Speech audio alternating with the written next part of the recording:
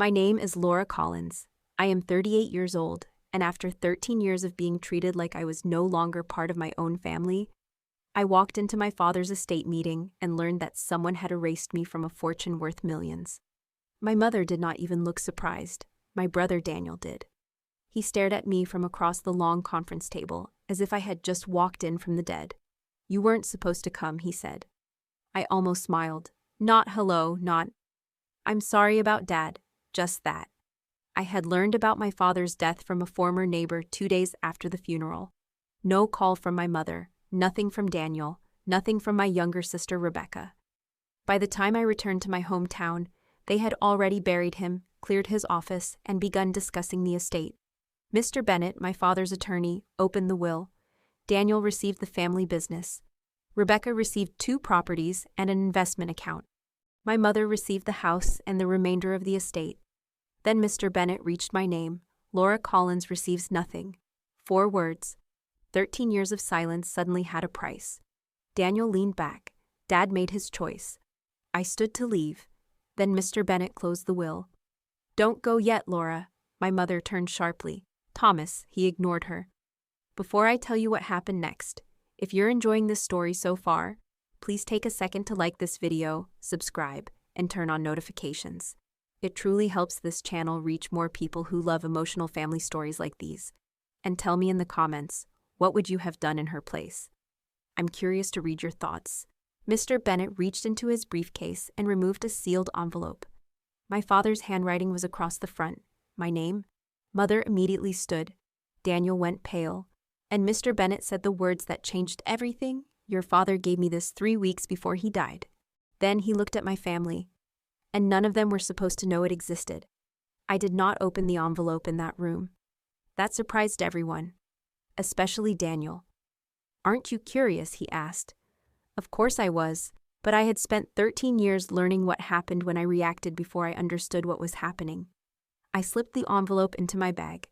Mr. Bennett gave me a small nod. Mother picked up her gloves. "Your father was very ill near the end, Laura. Whatever he wrote, remember that." It sounded like concern. It felt like a warning. I left without answering. The Collins family had not always been wealthy. When I was little, Dad owned a hardware store with a leaking roof and a handwritten sign in the window. Mother kept the books at our kitchen table. Daniel was 3 years older than me. Rebecca was 4 years younger.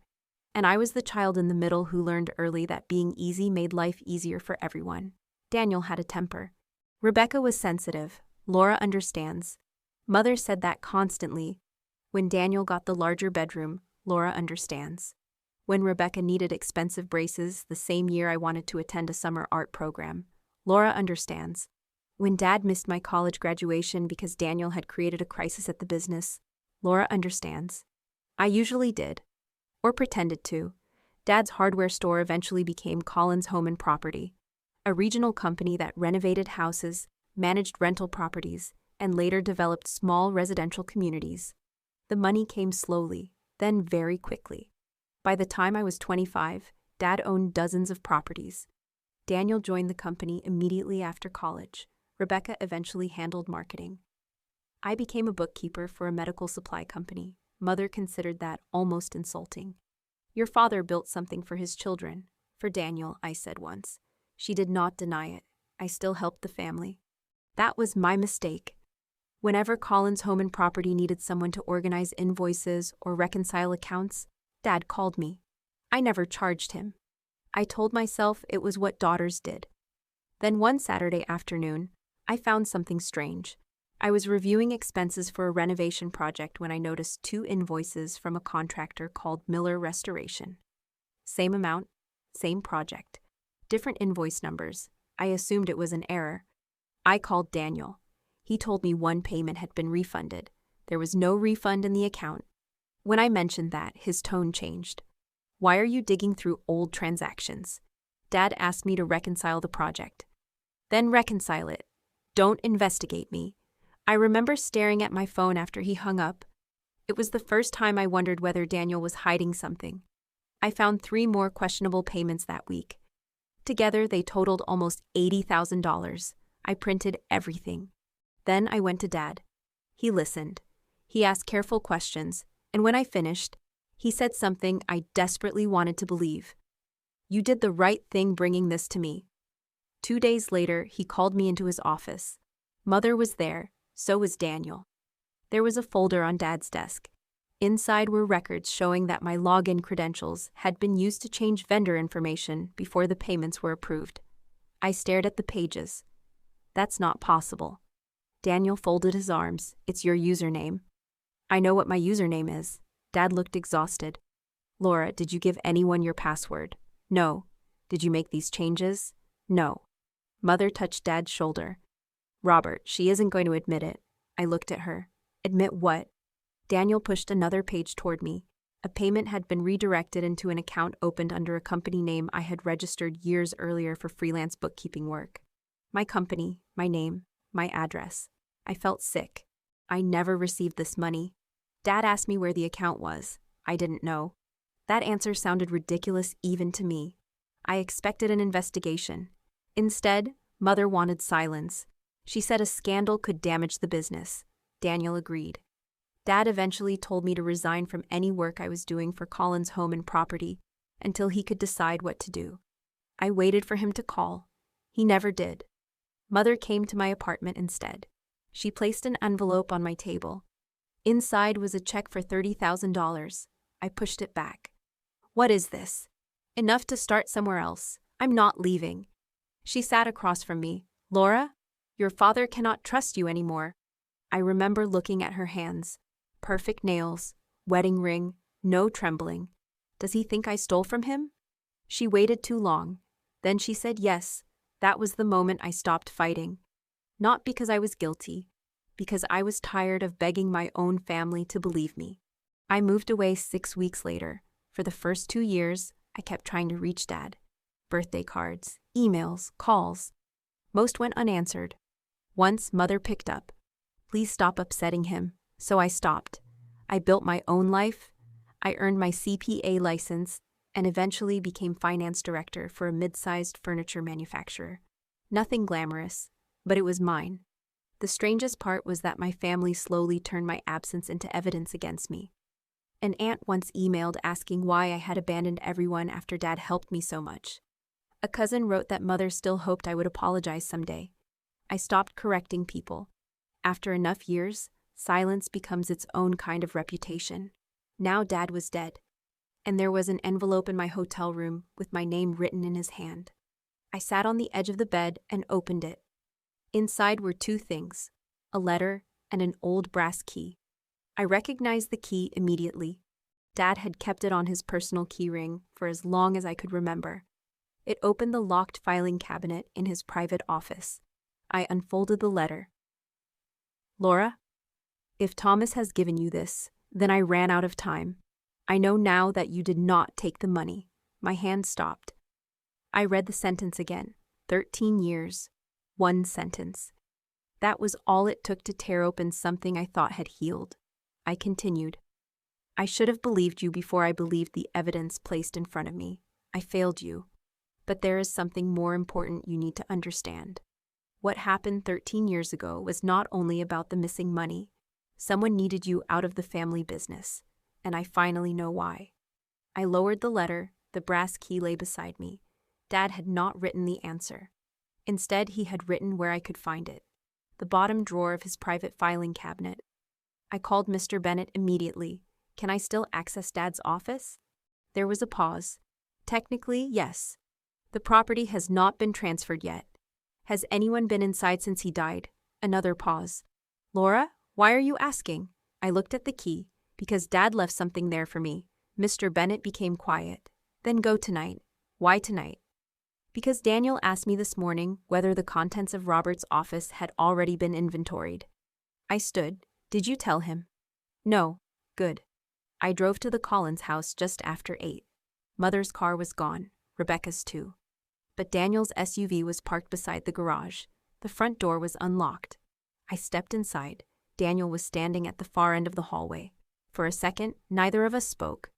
Then I noticed what he was holding, a cardboard file box. He looked at the brass key in my hand. I looked at the box. And suddenly neither of us needed to ask why the other one was there. Daniel recovered first. "What are you doing here?" I looked at the box in his hands. I could ask you the same thing. These are company files.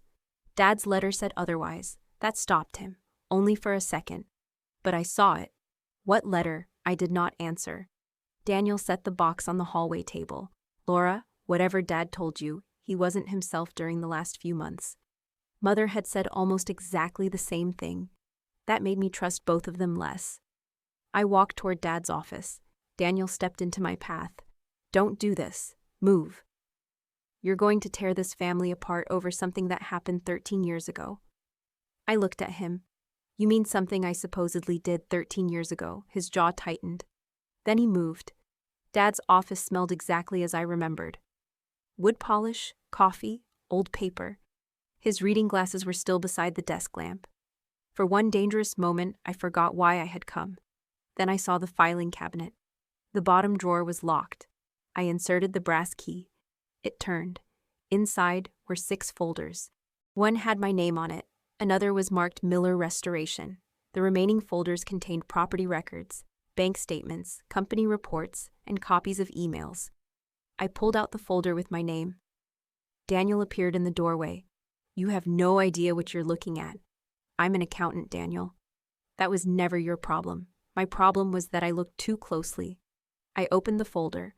The first pages were copies of the records used against me 13 years earlier, but Dad had added handwritten notes, dates, questions, names. One note was underlined twice. Laura's credentials were used at 9:43 p.m. Building access records show Laura left at 6:12 p.m. I stared at it. Dad had checked. Years too late. But he had checked. The next page showed an access log. Someone else had entered the office that night using an executive key card. The card belonged to Daniel. I turned toward him. He did not deny it. You were there. I worked there, Laura. At almost 10 at night. All of us worked late, not me. I was already home. He rubbed his forehead. You don't understand what was happening back then. Then explain it. He looked toward the hallway. Not here. I almost laughed. You had 13 years. I returned to the folder. The bank account opened in my company's name had been created online. Dad had obtained the application records. The recovery phone number was not mine. Neither was the email address, but I recognized the last 4 digits of the phone number, Daniel's old business line. My stomach tightened. You opened it? Daniel looked away. I asked again. You opened an account in my company's name? He finally answered. It wasn't supposed to become what it became. That sentence told me more than a denial ever could. I closed the folder. What was it supposed to become? A temporary account. For what? He sat heavily in Dad's chair. The company was in trouble. That surprised me. Colin's home and property had looked successful even then. New projects, new vehicles, more employees every year. Daniel shook his head. Dad expanded too fast. 2 developments were behind schedule. A lender was threatening to freeze financing. We needed cash where the bank couldn't immediately track it. We? He did not answer. I understood. Mother. I remembered her insisting that Dad avoid an investigation. She had not been protecting me. She had been protecting the company and Daniel. Why use my business? Because it already existed. My name existed too. He looked ashamed now. I hated that part of me still wanted his shame to mean something. Did you intend to blame me? No, I waited. He added the rest. Not at first. There it was. The truth rarely arrived in one clean piece. What changed? Dad found the transfers sooner than we expected. So you gave him me. Daniel stood. It wasn't like that. It was exactly like that. Mother thought if Dad believed the transfers were your mistake, he'd keep it private. My mistake. I could hear my voice rising. You created an account in my name. Keep your voice down. That almost made me smile. Even now, he wanted me to be the reasonable one. I opened the Miller Restoration folder. The company had existed for less than a year. Its registered address belonged to a mailbox service. Dad had traced the ownership through several filings. The final name was not Daniel's. It was Evelyn Collins, my mother. I sat down. Mother owned Miller Restoration. Daniel said nothing. I looked at him. How much did you take? It wasn't theft. How much? He stared at the floor. About $300,000. The number was much larger than what I had found. Where did it go? Into the company, mostly. That word mattered. I opened another folder. There were transfers to Daniel's holding company, payments on a personal loan, a deposit on a property. Daniel reached for the papers. I pulled them away. Dad knew about this, eventually. When? 8 months ago, I looked at him. Dad had known the truth for 8 months, yet he had never called me. That hurt in a different way. Not because I expected 13 years to disappear. Because he had finally learned I was innocent and still could not bring himself to say it to my face. Daniel seemed to read my expression. He was going to contact you. Don't. I'm telling you the truth. You're 13 years late. A car door slammed outside. Daniel went pale. Mother entered the house. She called his name. Then mine. Laura? She appeared in the doorway and saw the open cabinet. Her face hardened. You had no right. Dad gave me the key. She looked at Daniel. What did you tell her? Enough. Mother closed the office door behind her. For the first time, I noticed how tired she looked. Not fragile, just older. I held up the ownership record. You let Dad believe I stole from him. She sat opposite me. Your father would have destroyed everything he built if he had known the truth then, so you destroyed me instead. Her eyes closed briefly. I did what I thought was necessary. There it was. No apology. A justification. Daniel had made unauthorized transfers because the company was in financial trouble. Mother had created Miller Restoration to move money outside normal accounts. When Dad noticed, they used my access to make it appear that I had caused the irregularities. Not because they hated me. That almost made it worse. They had simply decided I was the easiest person to sacrifice. Why me? Mother looked at me. Because you could survive without this family. I stared at her. Daniel needed your father. Rebecca was still young. You had your career. You were independent. I almost could not believe what I was hearing. You punished me because you thought I was strong enough to survive it. Mother's voice softened. I knew you would land on your feet. I stood. That is not love. Nobody spoke. I collected the folders Dad had marked for me. Mother watched. What are you planning to do? I don't know yet. Laura, think carefully. Daniel has employees depending on him, families, mortgages. If you challenge the estate and damage the company, innocent people will suffer. There it was again. Responsibility placed in my hands. Their decisions, my burden. For years, that would have worked. This time, it didn't. I'm not the one who created this. I left. The next morning, I met Mr. Bennett with the files. He read Dad's notes in silence. Then he showed me something I had not seen. A forensic accounting report commissioned by Dad. The old scheme was only the beginning. Over the previous 4 years, Daniel had been using company assets to secure loans for private investments. Some investments had failed. The company now carried nearly $2 million in hidden exposure. Does Mother know? We don't know. Rebecca? No evidence she was involved. I thought of my sister crying during the will reading. For the first time, I wondered whether her silence 13 years ago had come from guilt or fear.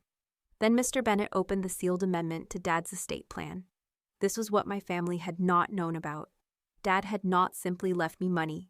He had created a trust holding his controlling interest in Colin's home and property. Daniel could continue managing daily operations temporarily, but major financial decisions required approval from the trustee. Me. I stared at the document. Why would he do that? Because he no longer trusted Daniel with unrestricted control. I pushed the papers away. Then he should have removed him. Your father didn't want to destroy the company. He wanted someone independent to determine whether it could be saved. Of course. Even at the end, Dad had given me a problem to solve.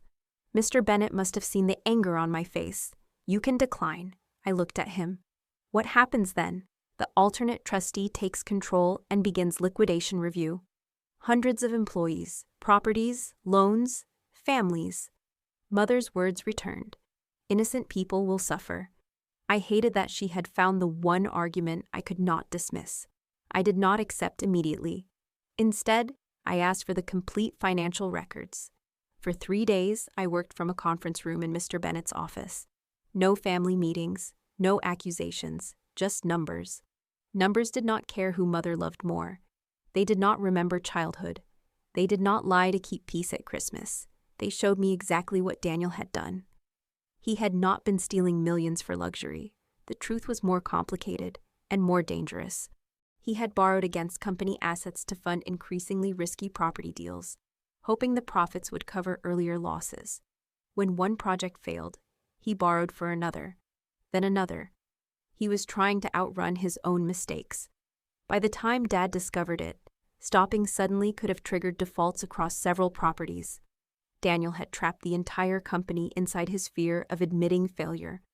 On the fourth morning, Rebecca came to see me. She looked exhausted. I almost told her to leave. Then she placed an old phone on the table. Dad's phone. Where did you get this? He gave it to me before he went into the hospital. Why? She swallowed. Because he didn't trust Daniel. I stared at her. Rebecca pushed the phone toward me. There's a recording on it. My fingers stopped above the screen. Of what? Her eyes filled with tears. The night Dad confronted Mom and Daniel. I did not touch the phone. Why didn't you give this to Mr. Bennett? Because Mom begged me not to. Of course she did, Rebecca looked down. And because there's something on it you don't know, something about Dad. I felt a cold pressure in my chest. What? She finally looked at me. Laura, Dad knew there were problems with the evidence against you much earlier than 8 months ago. How much earlier? Rebecca's voice was barely audible. 11 years earlier, I stared at her. That would mean Dad had begun doubting the story only 2 years after I left. Rebecca nodded. Then why didn't he contact me? She pushed the phone closer. Listen to the recording. I pressed play.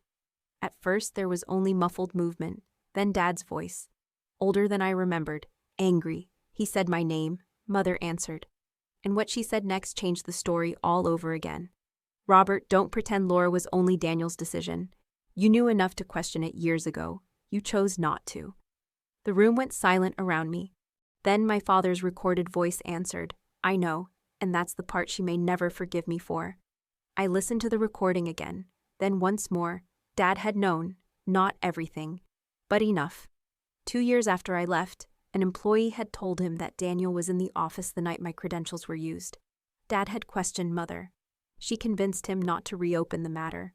According to her, bringing me back would mean admitting publicly that Colin's home and property had covered up financial misconduct.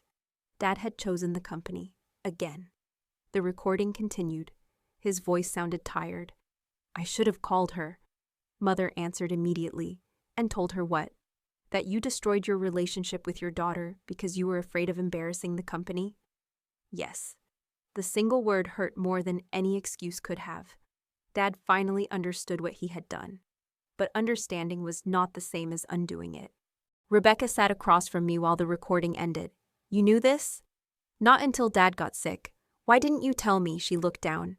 Because I was afraid you'd hate me too. I almost snapped at her. Instead, I asked the harder question.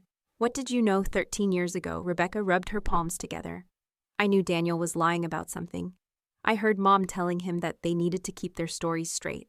And you said nothing. I was 21. So? She flinched. I know. For years my family had explained their choices with reasons.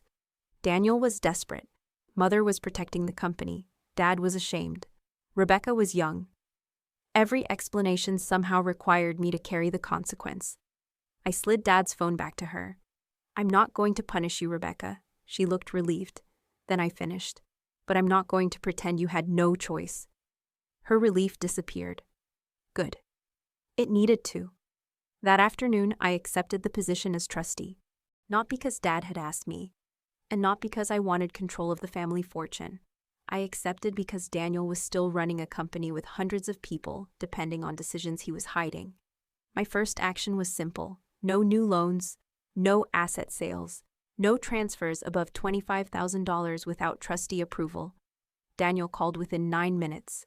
You froze the company. I protected it. You don't understand our cash flow. Then show it to me. Silence. I scheduled a meeting for Friday morning with Daniel, Mother, Rebecca, Mr. Bennett, the forensic accountant, and the company's outside lender. Daniel refused. I sent him the trust provision allowing me to suspend him if he failed to cooperate. He arrived 20 minutes early. Mother came with him.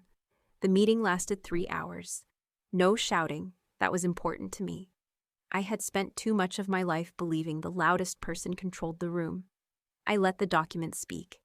The forensic accountant showed that Daniel had pledged 3 profitable rental properties as security for private development loans.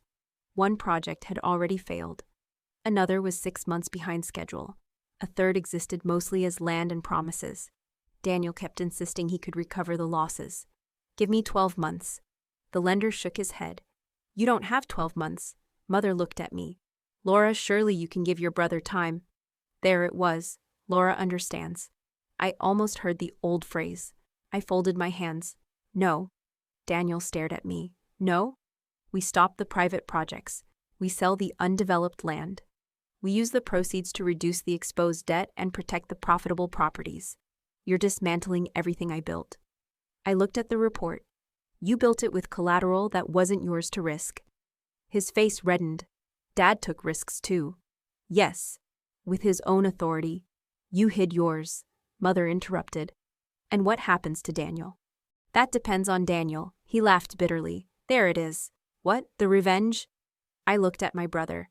"If I wanted revenge, I would let you keep going." He stopped smiling. "Because eventually, the loans would collapse under their own weight." The lender confirmed it. Daniel looked around the table and finally realized nobody was going to rescue him from the numbers. I gave him a choice. Resign as president and remain for 6 months as a salaried transition consultant. Or force the trust to remove him. He stared at me. "You want me to work for you?" "No, I want you to help repair what you damaged." Mother stood. "Robert would never have allowed this." Mr. Bennett answered before I could. "Robert specifically authorized it." She looked at him, then at me. For the first time in my life, my mother had no argument that could change the outcome. Daniel asked for 10 minutes. He returned after 7. "I'll resign." It should have felt like victory. It didn't. It felt like finally stopping a leak after discovering the water had been running for years. Then the lender raised another issue. There was still one account the forensic team could not explain. A reserve account containing $640,000. It had been opened 5 years earlier. Daniel frowned. "That's not mine." The accountant turned the screen toward us. The account had received regular transfers from Colin's home and property, small enough not to attract attention individually, large enough to matter together. Mother became very still. I noticed. So did Rebecca. I asked the accountant who controlled it. He answered. "Evelyn Collins." Daniel turned toward Mother. "Mom?" She said nothing. I felt something inside me sink. Until that moment, I had assumed Mother's role 13 years earlier had been about protecting Daniel. Now I wasn't sure. "What is the account?" She picked up her purse. "This meeting is over. Sit down," I said. Her eyes flashed. "Do not speak to me that way."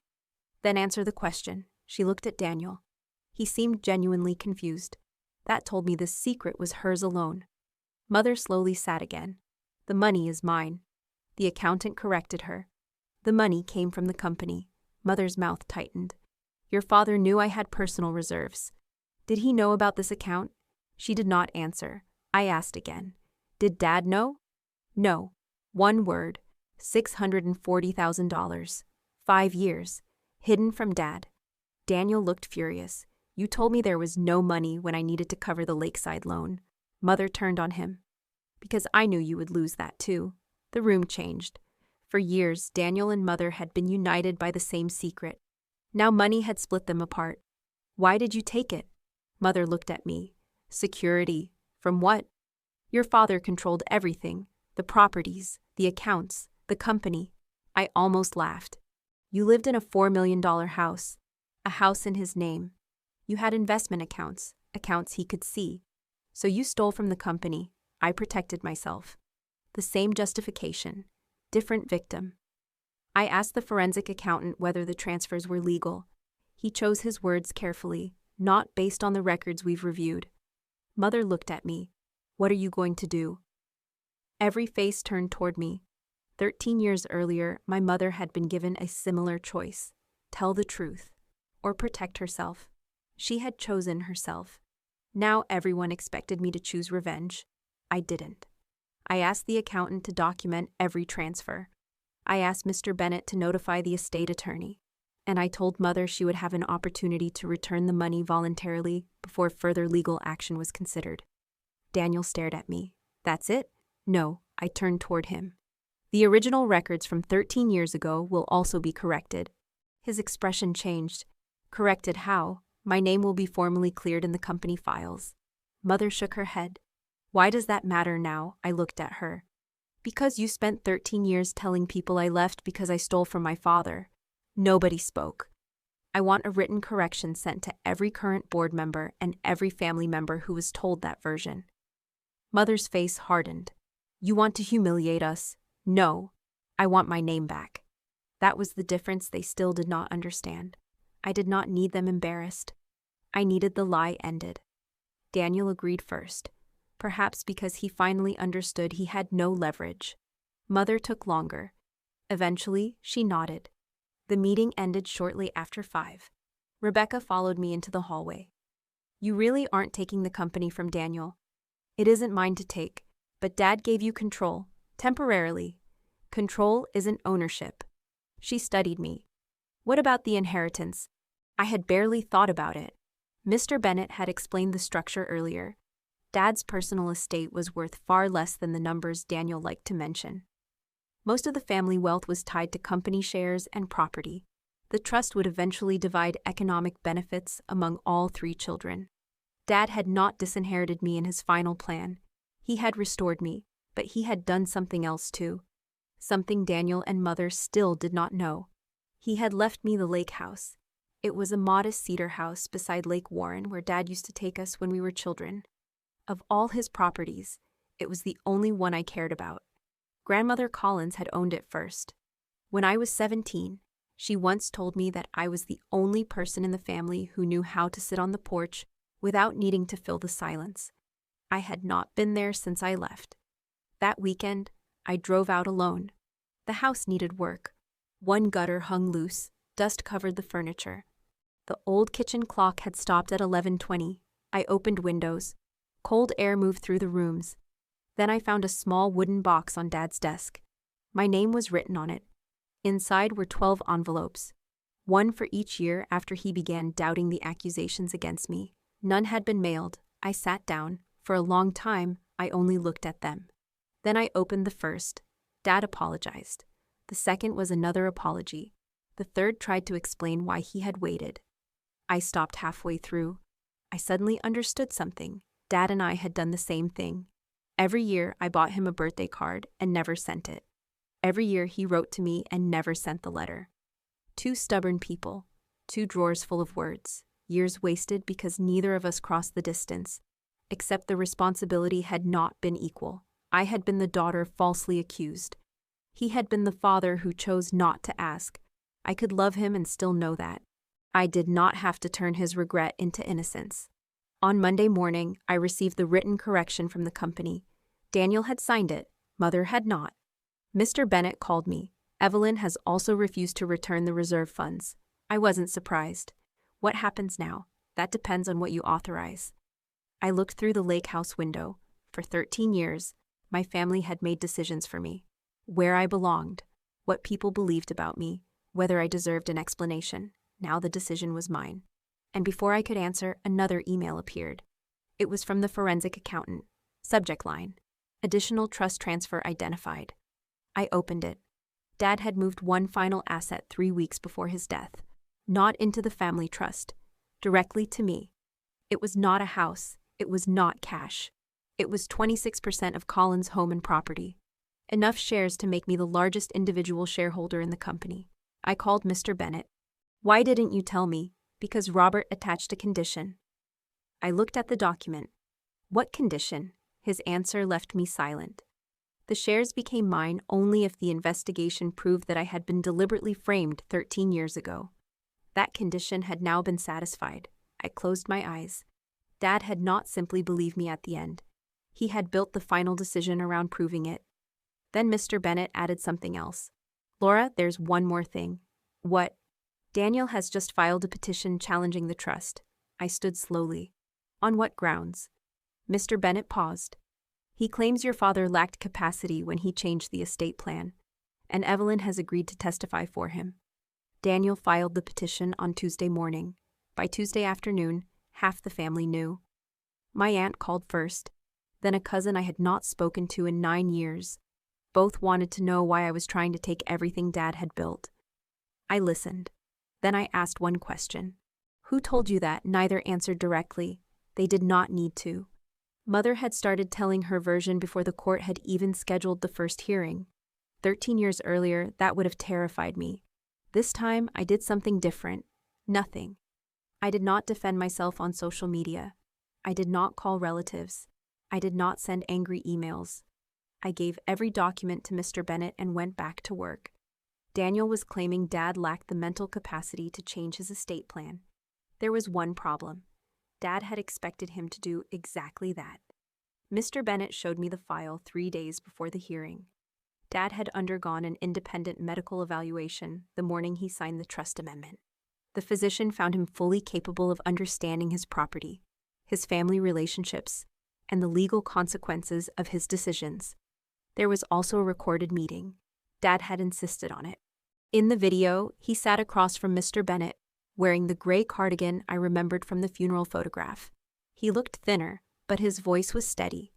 Mr. Bennett asked why he wanted to change the estate plan. Dad answered without hesitation. Because I punished the wrong child and rewarded the people who lied to me. I had to pause the recording. Mr. Bennett waited.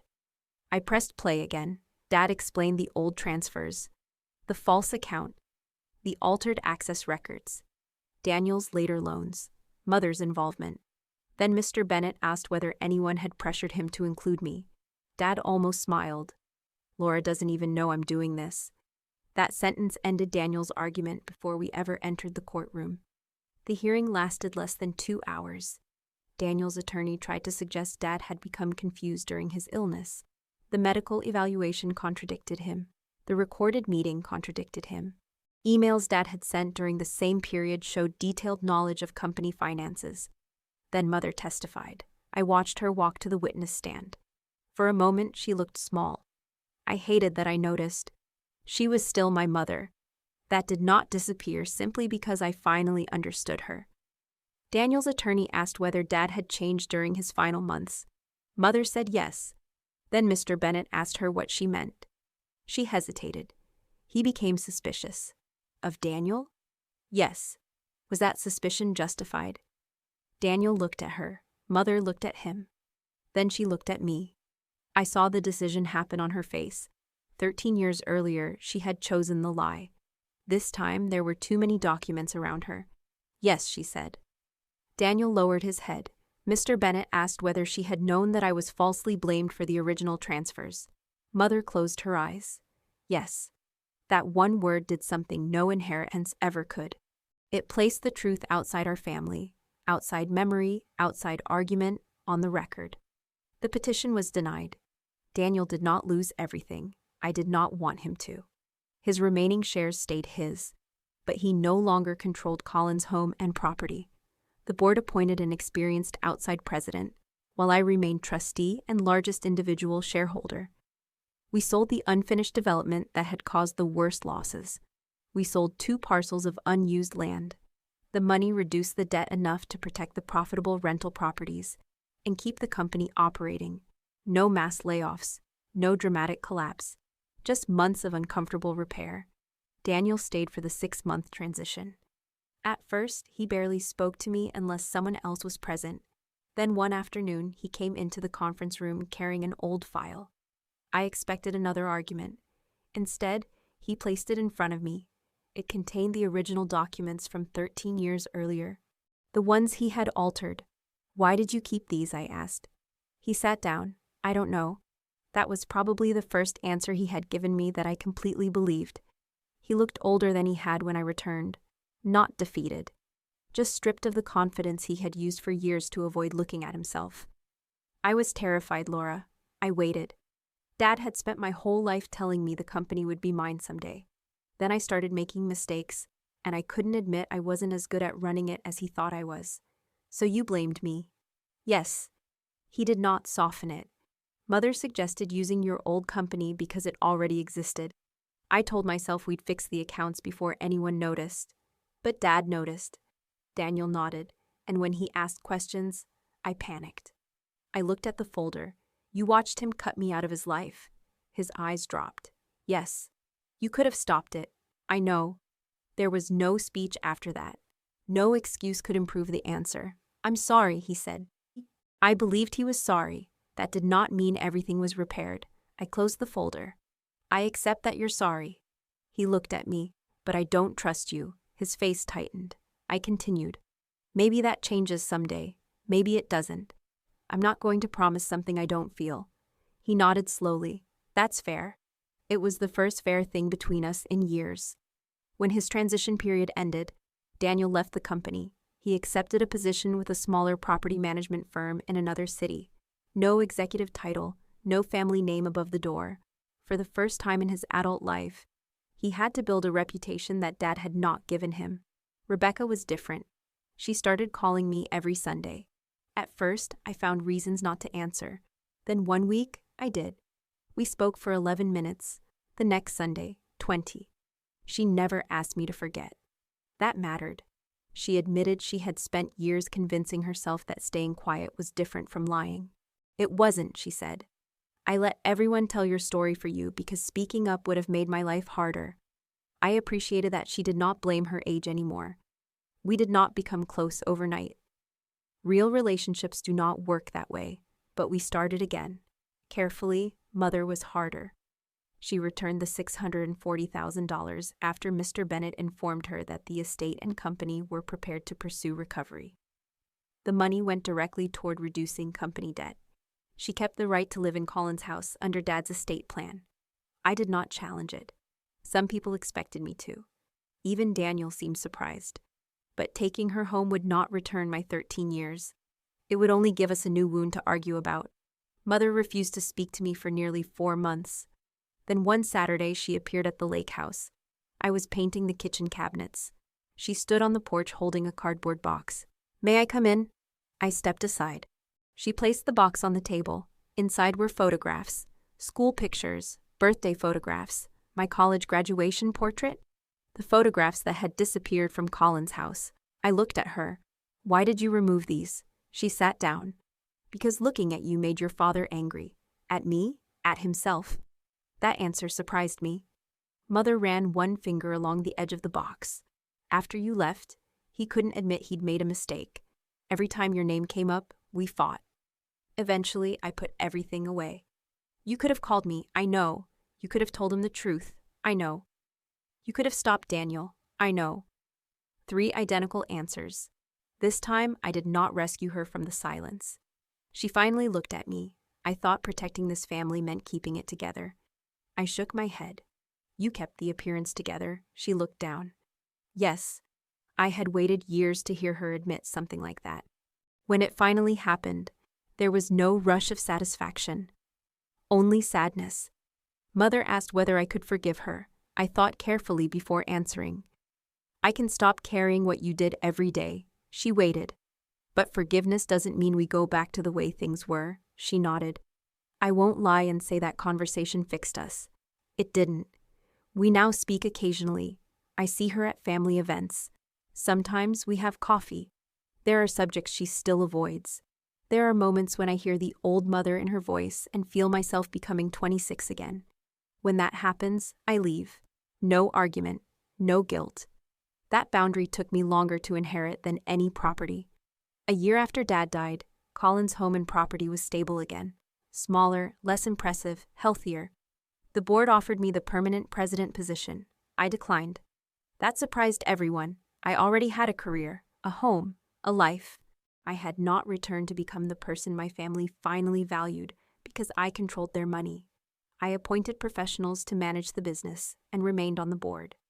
The company paid down its risky debt. Employees kept their jobs. Daniel received distributions from his legitimate shares. So did Rebecca. So did I. Justice turned out to be less dramatic than revenge. It was also much more useful. I kept the lake house.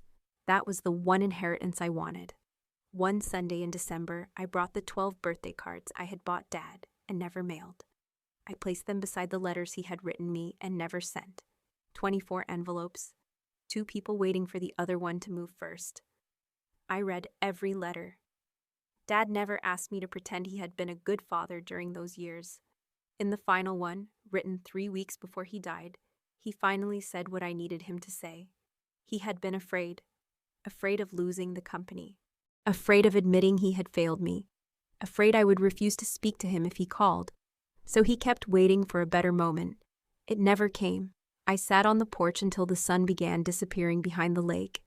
For years, I thought being forgotten was the worst thing my family had done to me. It wasn't. The worst thing was teaching me that love had to be earned by being convenient, by understanding, by staying quiet, by carrying other people's mistakes without making them uncomfortable. I don't live that way anymore. Daniel and I are not close, but we are civil. Rebecca is slowly becoming my sister again. Mother and I have a relationship with boundaries she does not always like. And Dad is gone. That part has no perfect ending. I wish he had called. I wish I had heard his apology from his own mouth. I wish 13 years had not been wasted. But I no longer spend my life arguing with things that cannot be changed. I was cut out of my family's fortune long before anyone changed a will. They cut me out of photographs, conversations, birthdays, decisions. They let a lie take my place at the table. When I finally returned, I thought the question would be how much Dad had left me. It wasn't. The real question was whether I still needed the people who had rejected me to decide what I was worth. I didn't. The shares were valuable. The lake house was beautiful. Having my name officially cleared mattered deeply, but none of those things became my greatest inheritance. That was simpler. I finally learned that I could love my family without surrendering myself to them. I could forgive without forgetting. I could help without being used. And I could walk away from a table where my place depended on how little trouble I caused. I spent 13 years believing I had been forgotten. In the end, I discovered something better than being remembered. I remembered myself. Thank you for staying with me until the end of my story. If it touched your heart, please subscribe because I share a brand new family story here every single day. And if you're not ready to leave yet, open the next story on your screen. I have a feeling it will stay with you just as long.